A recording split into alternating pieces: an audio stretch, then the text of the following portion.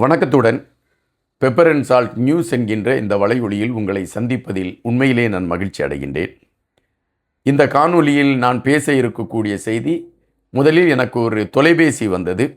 அந்த தொலைபேசியில் ஒரு செய்தி பரிமாறப்பட்டது.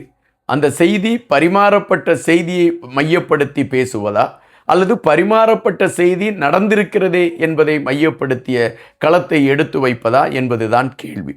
ஆயினும் நாம் மனதிற்குள் தெரிந்ததை, நமக்கு அறிந்ததை பேசுவது சிறப்பு சேர்க்கும் என்கின்ற காரணத்தினால் ஒரு நேர்மையான பதிவாக இந்த பதிவை வைக்கலாம் என்று நான் நினைக்கின்றேன். ஒரு சகோதரி எனக்கு அலைபேசியில் அழைத்திருந்தார்கள். அழைத்து அவர்கள் சொன்னது, அண்ணா பார்த்து பேசுங்கள், வைத்தியர் அர்ஜுனா அவர்கள் இப்பொழுது களம் மாறிக்கொண்டு இருப்பது போன்ற ஒரு தோற்றம் உருவாகி கொண்டிருக்கின்றது. மஹிந்த ராஜபக்சேயோடு அவர் இணைந்திருந்து பேசிக்கொண்டிருந்த களங்களை பார்த்திருக்கிறோம். அவருக்கு ஆதரவாக பேசிய களங்கள் இருக்கிறது. அதுபோல வளர்ச்சி கூட்டத்தில் மிக கேவலமான வார்த்தைகளை அவர் எடுத்து வைக்கக்கூடிய களங்களை நாம் பார்த்தோம். எனவே நீங்கள் சற்று கவனமாக அவரை மையப்படுத்திய கருத்துக்களை எடுத்து பதிவு செய்யுங்கள் என்று அந்த சகோதரி சொன்னார். நான் அப்பொழுது தலையாட்டி கொண்டேன். அதன் பின்பு இரண்டாவது அந்த சகோதரி சொன்னார், உங்களுக்கு ஒரு விடயம் தெரியுமா, ஒரு குறிப்பிட்ட பகுதியில் வைத்தியர் அர்ஜுனாவுடைய அந்த நிழல் படத்தை வைத்து அவருடைய கழுத்திலே செருப்பு மாலை அணிவித்திருக்கிறார்கள்.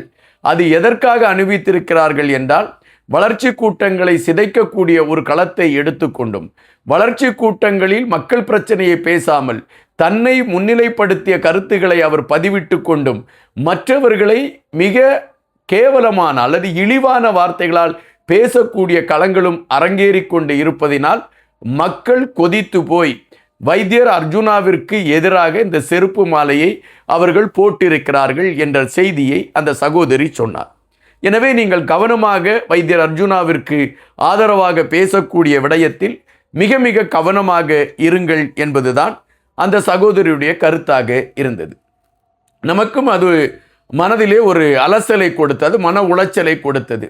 நாம் வைத்தியர் அர்ஜுனாவை மையப்படுத்தி ஒரு மாற்று அரசியல் உருவாக வேண்டும் என்கின்ற நிலைப்பாட்டில் தொடர்ச்சியாக பேசிக்கொண்டிருக்கின்றோம். ஆனால் ஒரு வார காலமாக வருகின்ற செய்திகள் சற்று ஒரு சறுக்கலை கொண்டு வந்து நிறுத்துகிறதா என்கின்ற கேள்விகள் மனதிற்குள் எழும்பின.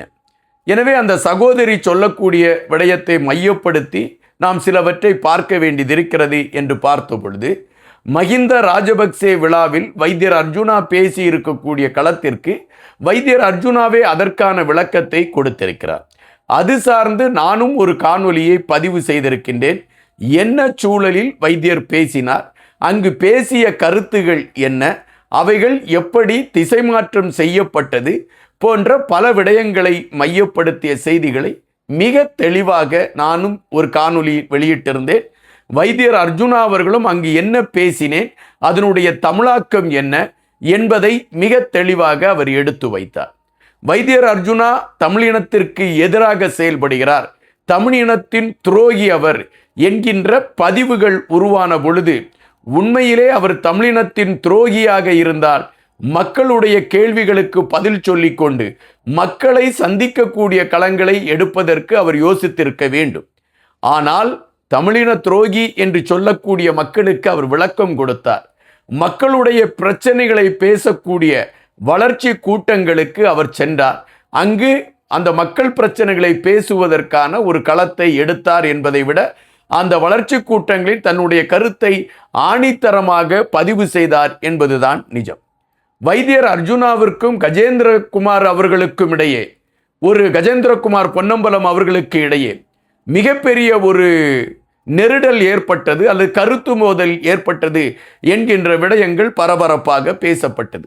என்னிடம் தொலைபேசியில் பேசிய அந்த சகோதரியும் அதை குறித்த கருத்துக்களை பதிவிட்டார்.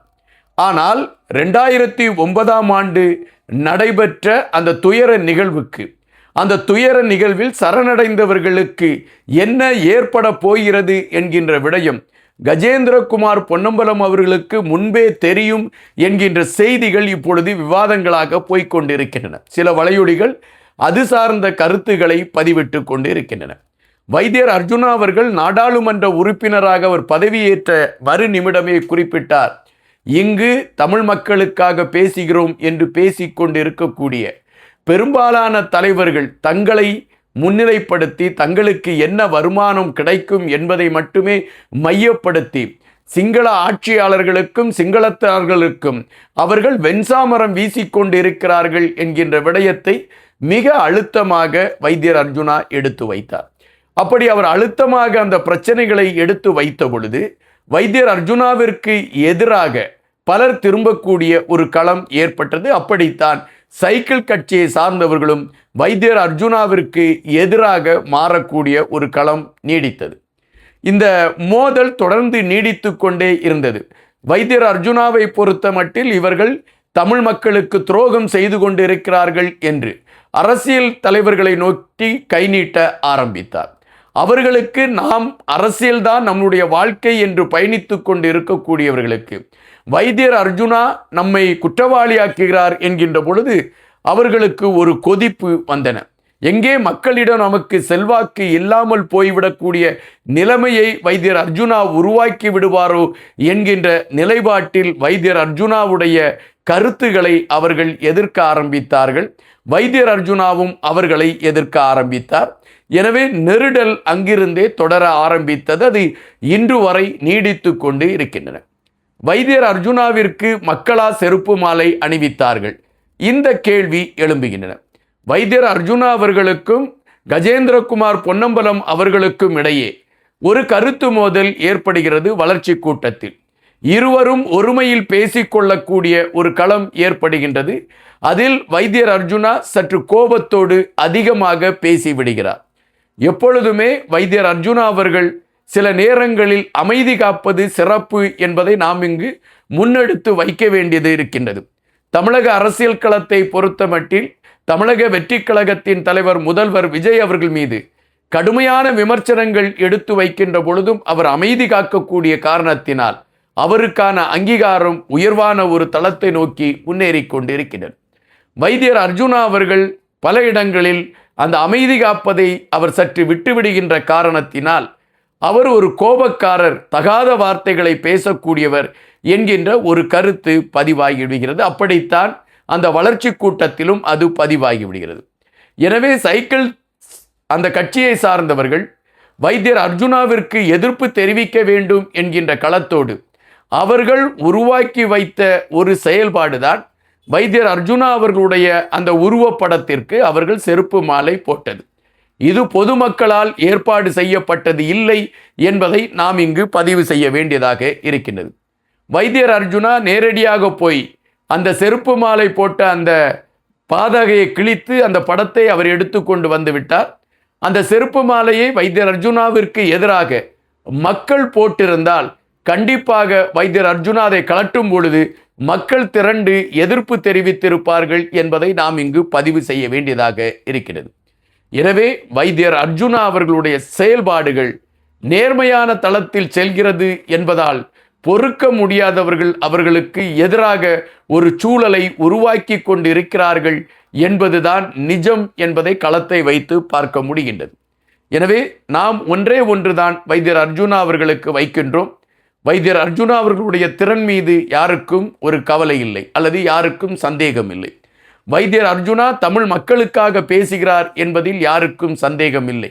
மக்கள் பிரச்சனைக்காக வைத்தியர் அர்ஜுனா பேசுகிறார் என்பதில் யாருக்கும் சந்தேகம் இல்லை. வைத்தியர் அர்ஜுனா யாரையுமே எதிர்க்கக்கூடிய களத்தில் தைரியமாக இருக்கிறார் என்பதிலும் யாருக்கும் சந்தேகம் இல்லை.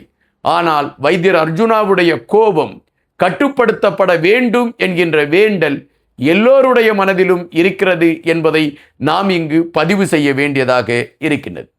தற்பொழுது உள்ள சூழலில் வைத்தியர் அர்ஜுனாவிற்கு எதிராக எழும்பி இருக்கக்கூடிய எதிர்ப்பு திட்டமிட்டு உருவாக்கப்பட்டிருக்கக்கூடிய எதிர்ப்பு என்பதுதான் நிஜம்.